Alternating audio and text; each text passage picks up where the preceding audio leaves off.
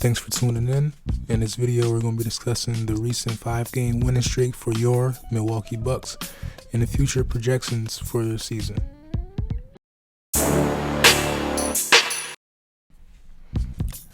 So basically, it looks like somebody was getting tired of these MVP projections, and their name wasn't being thrown around like the LeBrons and Joel Embiid's.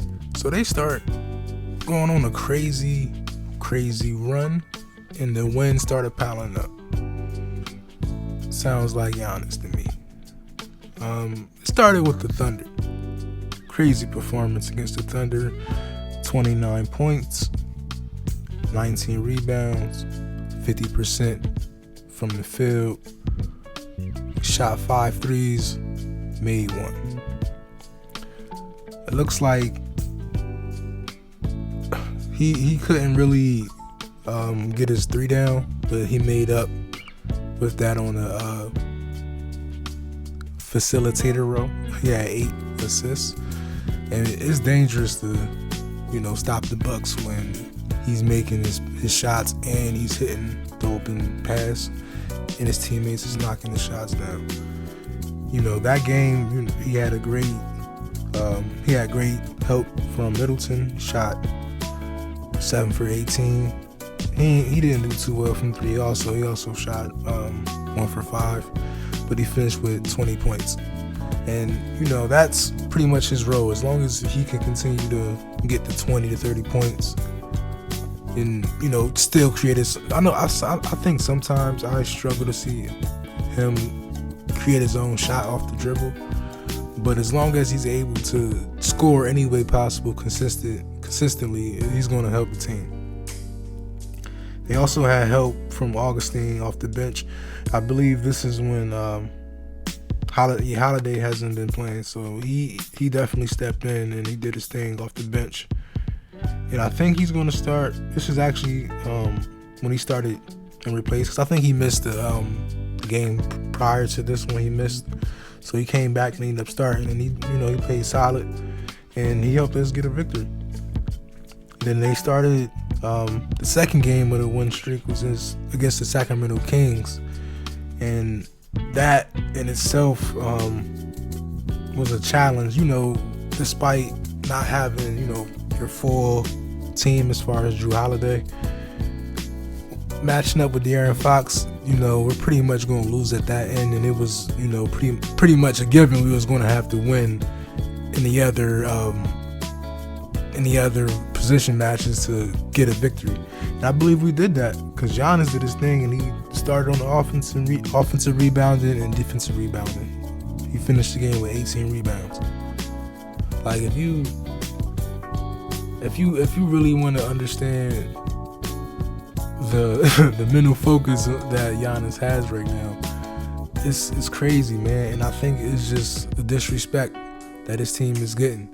Everyone's talking about Brooklyn and how they just they're gonna just dominate the East, and they're the clear favorite to represent the East in the finals. And Embiid is the number one MVP when Giannis didn't even win 2 in a row. And then they don't even mention him top 3 is just LeBron and Steph, and people get tired of that, man. And the only way you can handle it is not on Twitter, but on that basketball court. And that's what he's doing.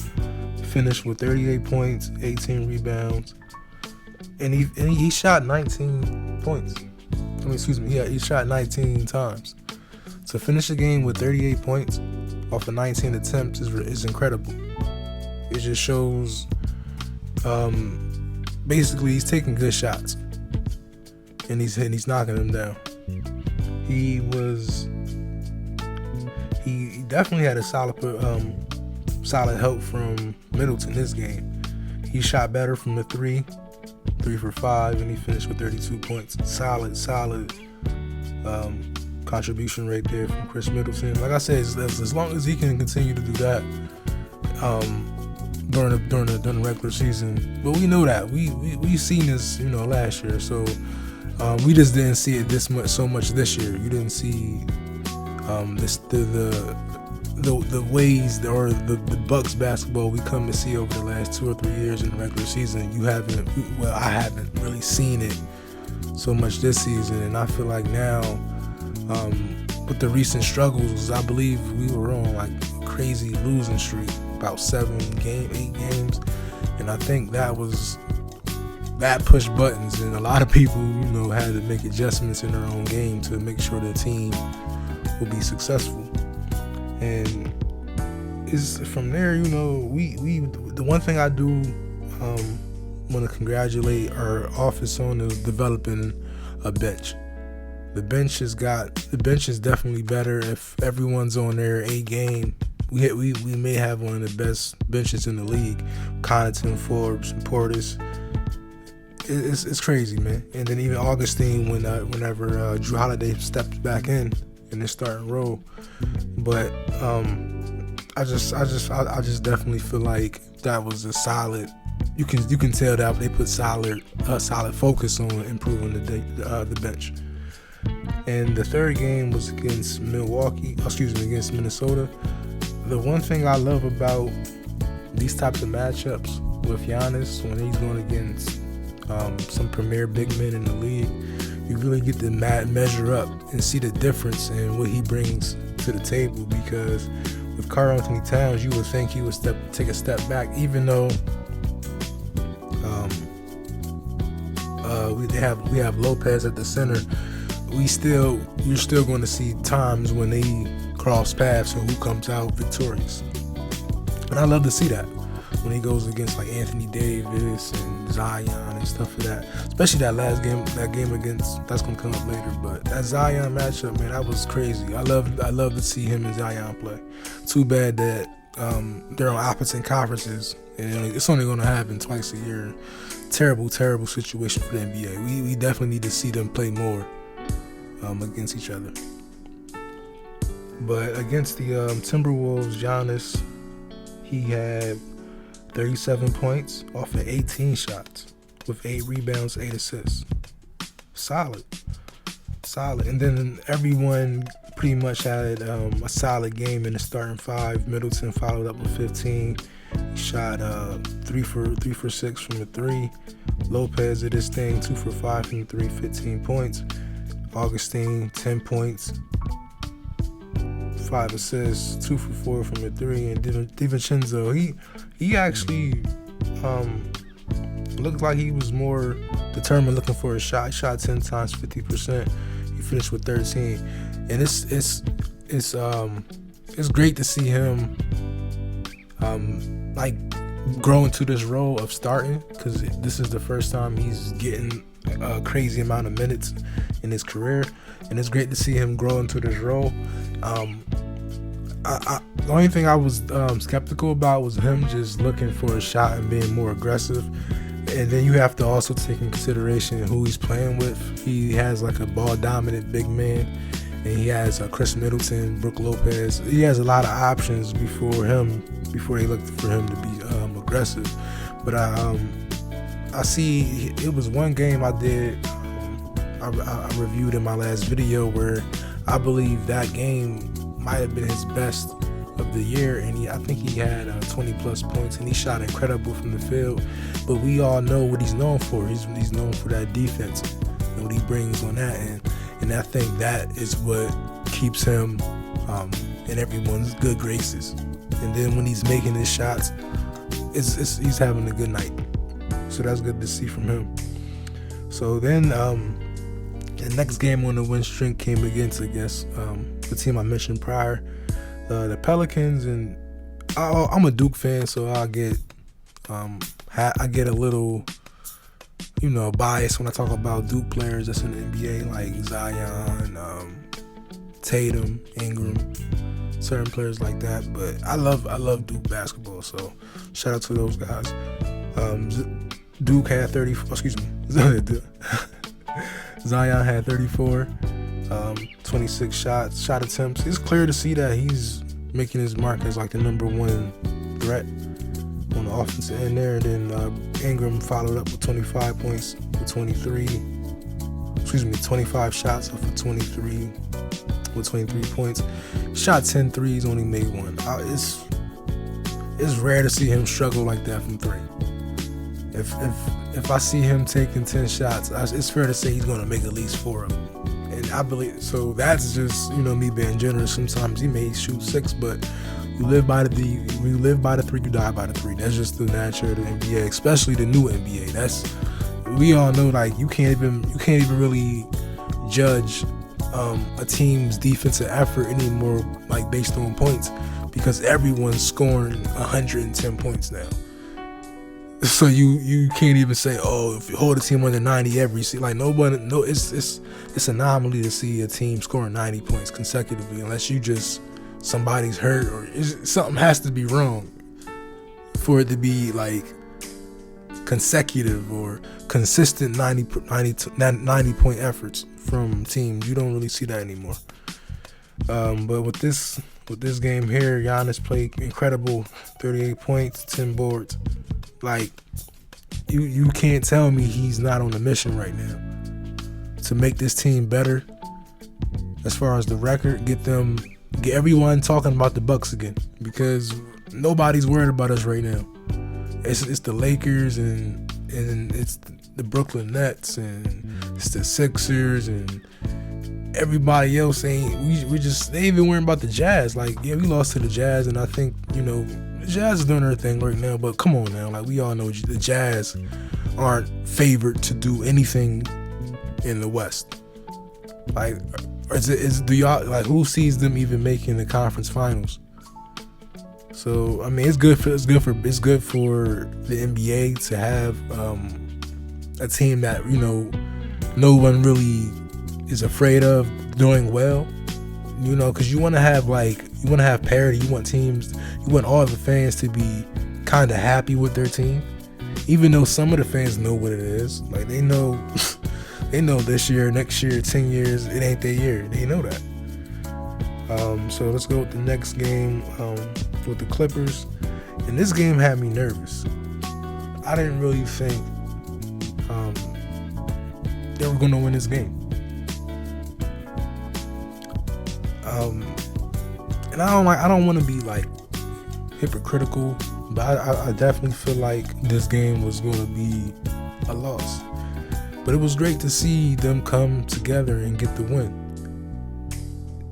Whenever you play someone like Kawhi Leonard and you're a Bucks fan, you get a little nervous, if you know what I mean. So that's just whoever Kawhi is playing for, and you're a Bucks fan, you're gonna be a little skeptical about the victory. Like, you may not want to bet that last $10 on that game. But Giannis played well, man. 36 points, 14 rebounds. He's in his mode, man. He's getting disrespected on the MVP discussions, and he's tired of it. He's tired of it, man. He's definitely on some barbecue chicken diet. He's not playing, man. But yeah, it was good. It's good to see these games come into effect this time of the year. Especially with the Jrue Holiday reemergence coming from his injury, and then how we're just slowing him back into the game. We just need the teams to settle down, play better defense, take better shots, and we'll be fine, man. But I definitely seen that dunk from Anthony Edwards.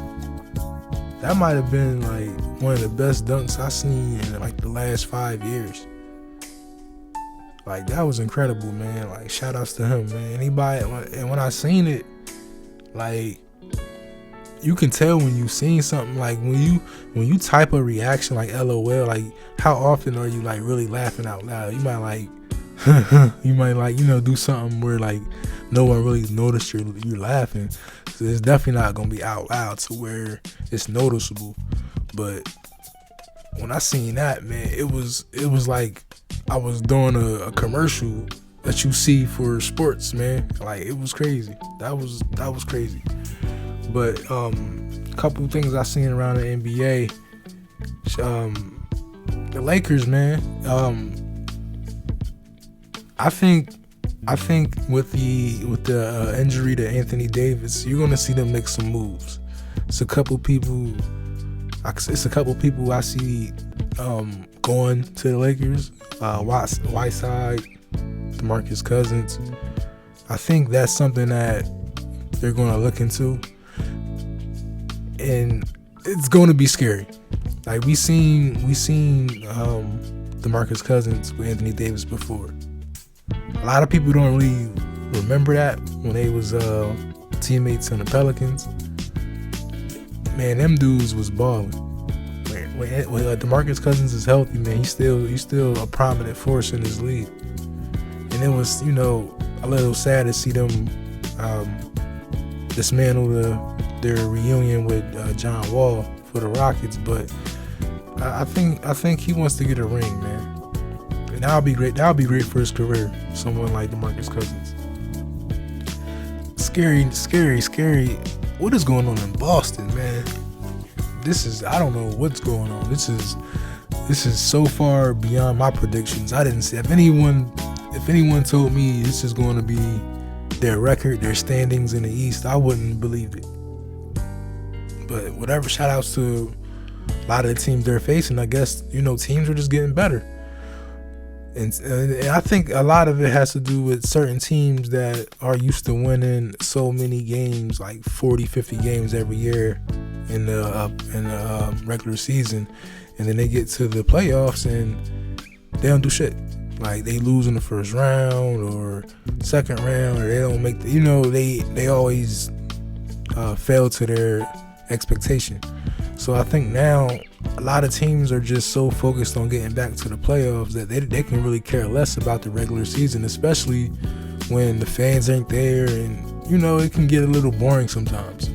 Just imagine if you're a performer. That's like if you're a rapper and you have a concert and you don't have any fans there.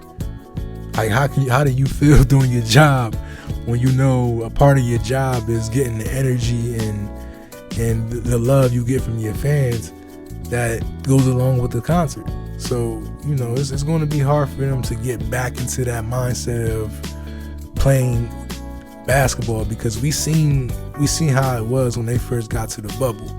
It was terrible. Everyone could tell the difference in those two Bucks teams as far as prior to the virus and then in the bubble. You seen the energy wasn't there. So I think, once we get back to that, we'll be fine. But thank y'all for tuning in, man.